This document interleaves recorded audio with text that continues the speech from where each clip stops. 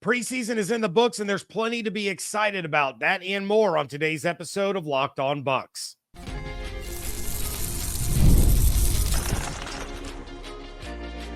You are Locked On Buccaneers, your daily Tampa Bay Buccaneers podcast. Part of the Locked On Podcast Network, your team every day. What's up, and welcome into this Monday episode of Locked On Bucs, your daily podcast covering the Tampa Bay Buccaneers, part of the Locked On Podcast Network, your team every day. I want to thank you for making Locked On Bucs your first listen review every day. Don't forget you can subscribe or follow for free on YouTube or wherever you get your podcasts. And of course, you can follow along on Twitter. I am James Yarcho at @JYarcho_Bucs, credentialed member of the media covering your Tampa Bay Buccaneers as deputy editor of SB Nation's BucsNation.com. Here with you every Monday through Friday, along with the everydayers. And for that, I want to share my appreciation for your continued support of the show. One of the ways you can support the show is become a Locked On Bucs insider. You're going to get news, rumors, updates, general thoughts, one-on-one conversations with me via text message, no ads or hashtags or anything like that. Go to joinsubtext.com/LockedOnBucs or click the link in the show notes to become an insider today. This episode is brought to you by FanDuel. Now through September 22nd, all FanDuel customers can bet $5 and get a 3-week free trial of NFL Sunday Ticket from YouTube and YouTube TV. Visit FanDuel.com/LockedOn to get started. Some of the roster moves that have already been made, as well as some interesting comments from Todd Bowles coming up in a little bit. But let's start with the preseason finale, where the Bucs came away with a 24-14 win over the Miami Dolphins. Now, I want you to think back to Friday's episode when I made you all repeat after me and say, I will not overreact to the Buccaneers' performance, no matter how good or how bad. All right, are we all on the same page? Are we good? Excellent. Because Rachaad White and the offensive line were absolutely killing it. Now, we're not overreacting, but I want you to think of the last time you saw Rachaad White have every single one of his carries go up the middle of the offensive line and it not end in abject disaster. It's been a long time, right? Probably, maybe even never happened. Well, on the opening drive, and the only one where we saw the starters, that's exactly what happened. And Rachaad finished with 4 carries for 16 yards and a touchdown. That's 4 yards per carry running up the middle. Oh, and he did add 1 catch for 17 yards, while Jalen McMillan added a 28-yard catch, and Chris Godwin had 1 reception for 9 yards. Baker was perfect. The offensive line was incredible, and the running game was outstanding. Again, we're not here to overreact, but this is what we needed to see. The Bucs have the confidence and the ability to establish the run by going up the middle through the interior of the offensive line, behind Graham Barton, behind Ben Bredesen, behind Cody Mauch. They're not being forced to bounce it outside. They're not having to run off the tackles. It was right up the gut. Runs of 4, 5, 3, and 4 yards, which resulted in the touchdown. The first 3 plays of the game were all runs, and it resulted in a first down before Baker completed 3 straight passes to get inside the 5, thanks to Jalen McMillan's absolutely insane reception. Now imagine that offense with Mike Evans out there as well, because that was something that we didn't see. This could have the makings of an even more impressive offense than what the Buccaneers showed last season, and I, for one, am here for it. Defensively, the Bucs were mostly solid. Chris Braswell came alive, had a big sack on a key third down. CJ Brewer and Ernest Brown were doing everything they possibly could to secure spots on the 53-man roster. Tavier Thomas was trying to redeem himself from a bad game against the Jags, but Vita Vea was the wrecking ball that he always is. The edge rush overall was pretty solid again. Logan Hall even had a few flashes. 3 out of the Dolphins' first 4 possessions had 2 total first downs. The 4th possession, of course, was when they went on a 7-play, 70-yard drive that ended in a touchdown after Skylar Thompson had come into the game. But ultimately, the defense did what it was supposed to do, and the offense did more than enough to get the win while all of these guys were battling it out for different roster spots. Of course, as the insiders know, I was thrilled to see the Bucs have to settle for a 51-yard field goal early in the game. Chase McLaughlin absolutely nailed it. He needed that one. The Bucs fans needed to see it. The Bucs players, the coaches, Todd Bowles, they all needed to see it. And Bowles was, of course, very happy about it. There were a few players that Bowles spoke very highly of following the game. C.J. Brewer, Cameron Johnson, Ernest Brown, Rachaad, Chris Braswell, who Bowles continues to mention as getting better and better by the day. And the more experience he gets, the better he gets. And I do need to talk about Cameron Johnson for just a minute. He's a guy that's been dealing with injury, but it was announced during the broadcast on Friday that his spot on the team is secure, making him the 5th locked and loaded wide receiver. So there is a 3-player race now for that last spot between Sterling Shepard, Cody Thompson, and Ryan Miller. Now, I had a little bit of a hard time buying into the Cam Johnson hype due to the fact that Shepard has that relationship with Baker. That was a big reason he was signed as a free agent. And then Thompson and Miller have been outstanding throughout the preseason. But I have to say, I get it. Cam Johnson could be very, very special. He had an unbelievable grab on 4th down to keep a drive alive that resulted in a touchdown. His hands are outstanding. He's fast. He's used in the passing game. He was used in the run game, and he's used in special teams. He's a really, really talented player, and the Bucs were not going to risk losing him to another team while trying to sneak him onto the practice squad. For those that don't know much about Cam Johnson, because I certainly didn't, he's an undrafted rookie free agent from Division II Barton College that just had its return to collegiate football after a 70-year hiatus. He converted to receiver from quarterback, which he played in high school, and finished his 4-year college journey with 2,316 yards, 19 touchdowns, and is the first player from Barton to get a shot in the NFL. Much like Sean Tucker last year, the Bucs gave Cam a hefty signing bonus, so they knew that he had a decent chance at making the roster as an undrafted player. And now, after watching him against Miami, we all know why. Bowles said after the game, quote, "For his first game back, he got a lot of work. He has some things to clean up, but he's very athletic. He's very tough. He's talented. He can run the ball. He can catch.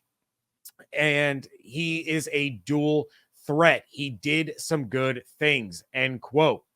Cam Johnson is going to be one of those guys that they unload in a myriad of different ways. You could see him in 3 receiver sets. You could see him in 4 receiver sets. He could be the end around guy. He could be that quick bubble screen guy.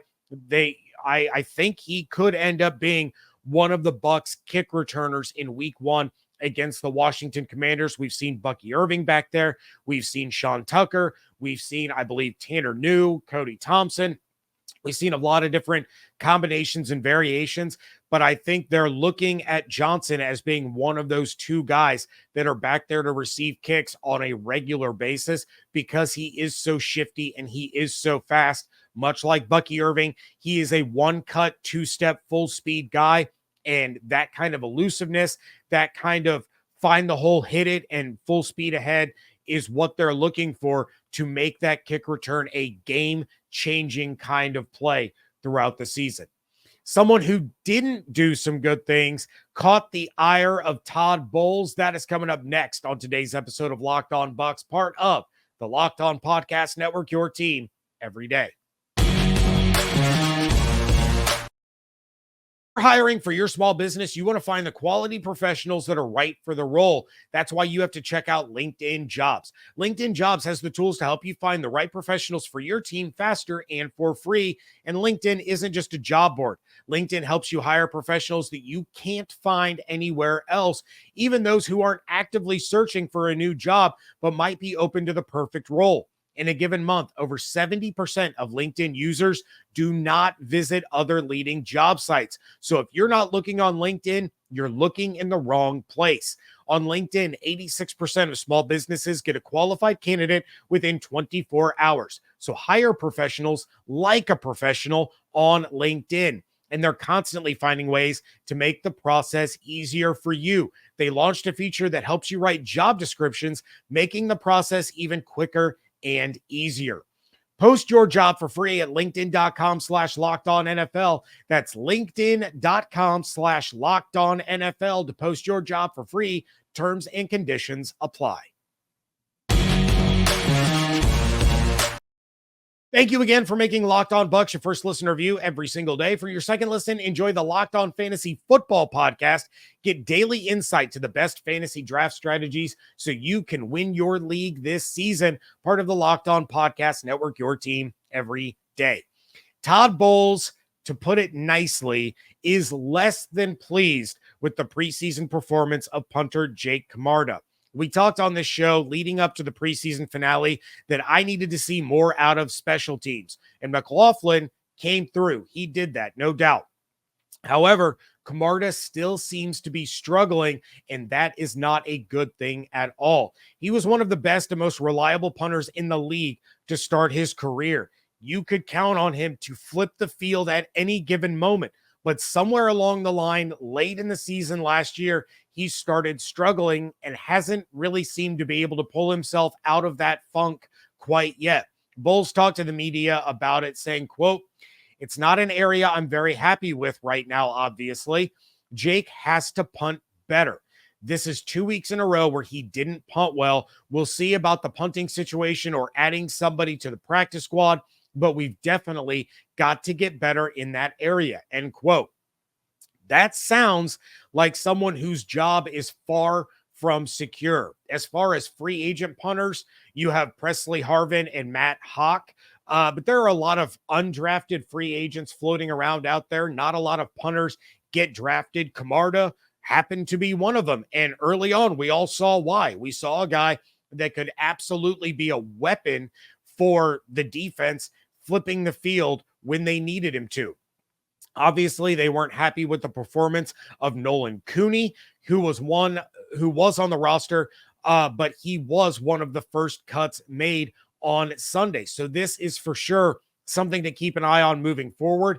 And if Camarda struggles the first week against Washington, I would not put it past Jason Light or Todd Bowles to move on. Special teams derailed this team for years, and they aren't going to let it happen again, with the division being much more competitive than it was over the course of the last couple of years. A couple of other positive notes, because I don't want to go all the way into negative town when there are still good things to talk about. But I want to start with Baker Mayfield, who could not be more excited about Jalen McMillan. McMillan, as I mentioned earlier, had an incredible catch in double coverage to set up Rachaad White's touchdown. And Baker was talking about it after the game, saying, quote, "I was just putting one up there for him, a one-on-one contested catch. I don't have to make the perfect throw when a guy is able to high point it like that. I talked about his body control and some of the things that he does naturally that you can't teach. And I think that was a really good example of it. Obviously, he got his elbow down. That's how he was in. But just the natural tendencies he has mean a lot. I keep mentioning teams are going to have to decide how they want to defend us. You can't exactly just shade a safety over on top of Mike every time now. We have threats. I'm confident with where we're at," end quote. This is the problem that the Buccaneers offense posed in 2020 and 2021. Evans, Godwin, Antonio Brown, Gronk, Lenny. Now it's Evans, Godwin, McMillan, Rachaad, Otten. Then you have Bucky Irving. You have a dual threat in Cam Johnson. Trey Palmer brings the speed that Scotty Miller did. And I'm not saying that Jalen McMillan is Antonio Brown or that Cade Otten is Rob Gronkowski, but these are reliable weapons on offense that are going to see a lot of one-on-one opportunities where they have the advantage, they have the mismatch, and they are going to win those one-on-ones. Go back to last season, where they didn't have all those threats. They didn't have a bona fide wide receiver 3 or an RB2. Now the Bucs are so deep at receiver that they're going to have to cut players that would probably make half the rosters in the NFL. Ryan Miller looked outstanding.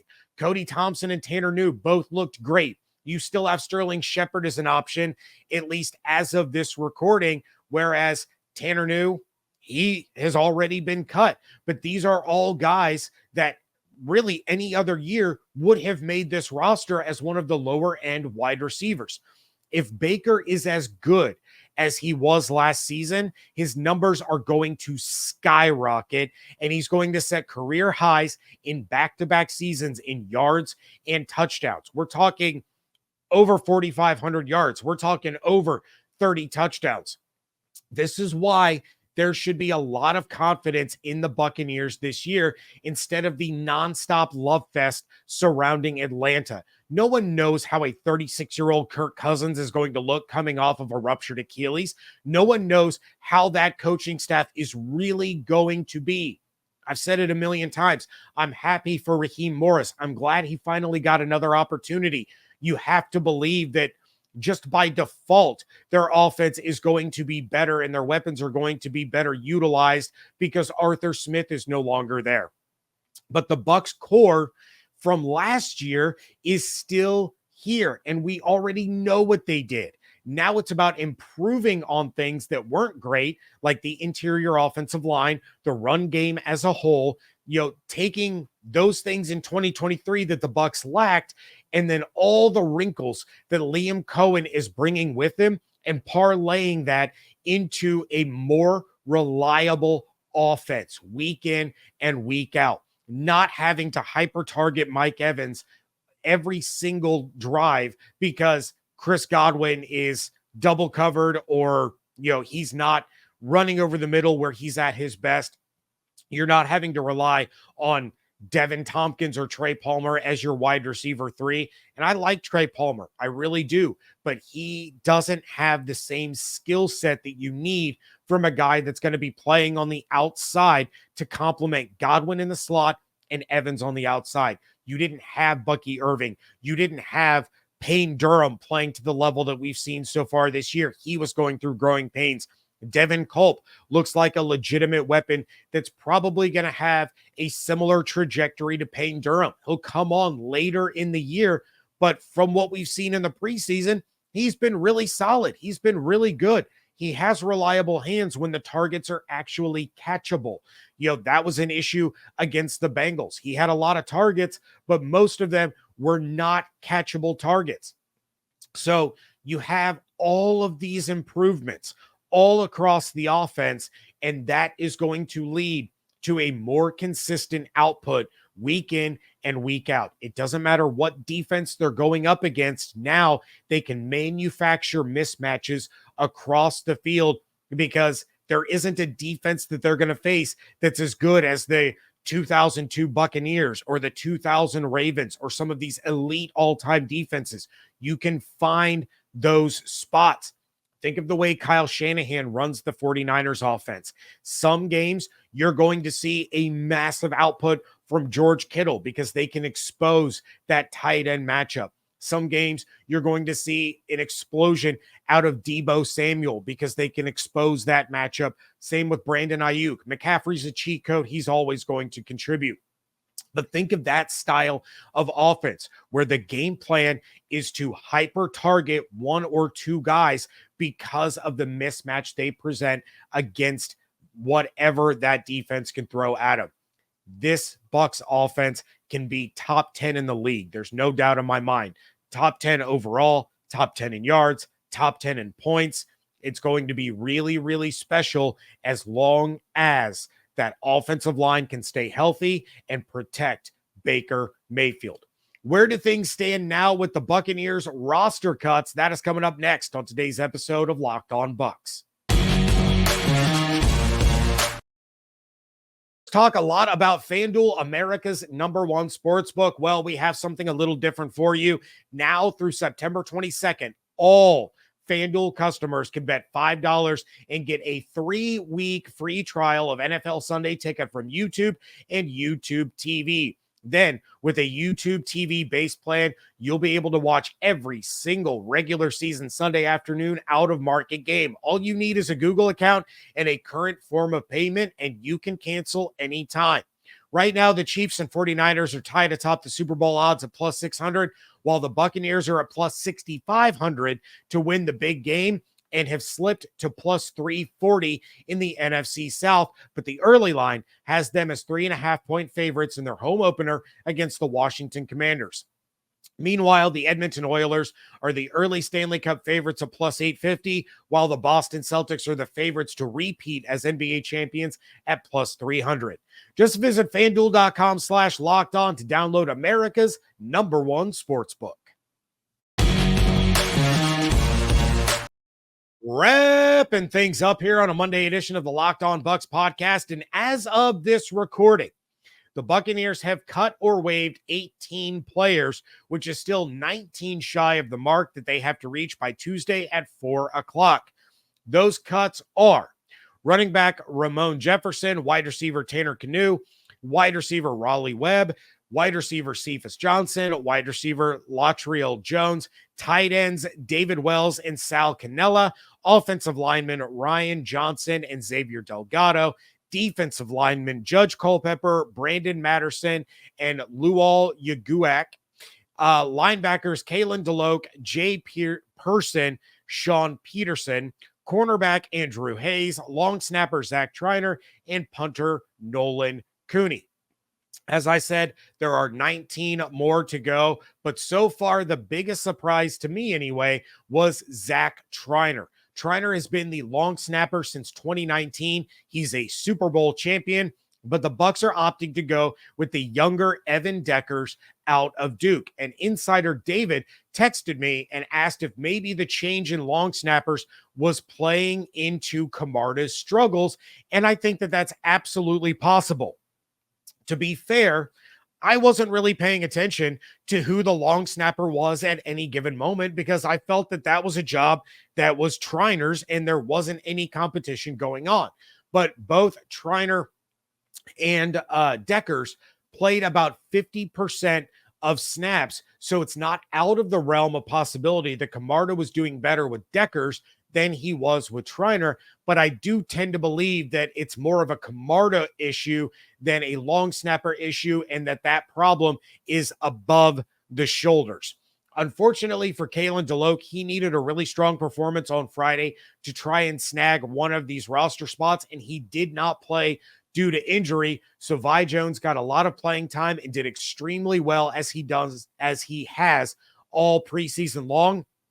I think he now has an outside shot at making the roster, or at the very least being a primary or a priority practice squad signing at the inside linebacker position.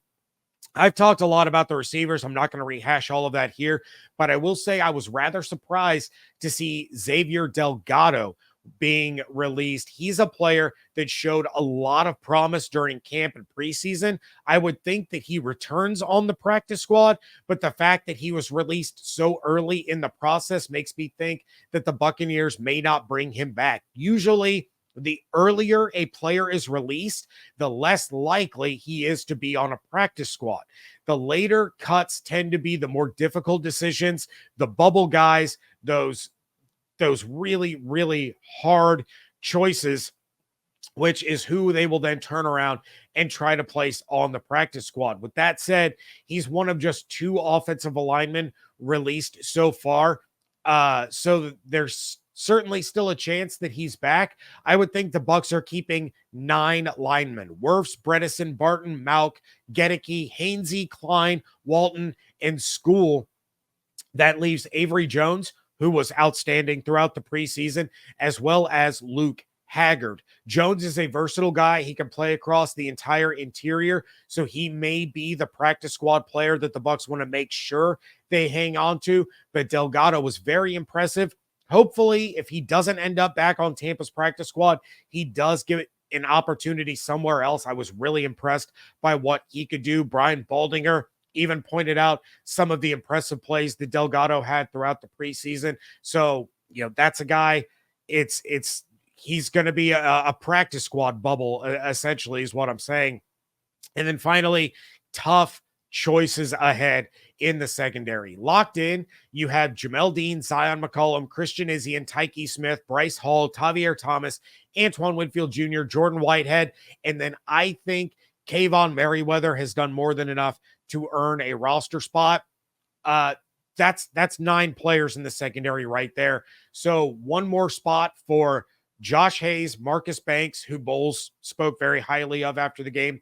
Tyreek Funderburk is probably going to the practice squad. He wasn't able to play against Miami due to injury. You have Keenan Isaac, Rachaad Wisdom, and Chris McDonald. Only one of those guys gets to stay.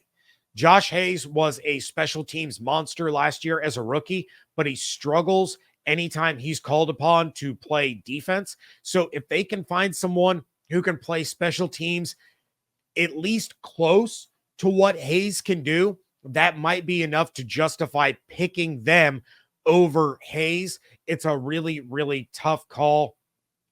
And maybe I'm jumping the gun by saying that Kayvon Merriweather seems to be a lock as a depth piece at safety.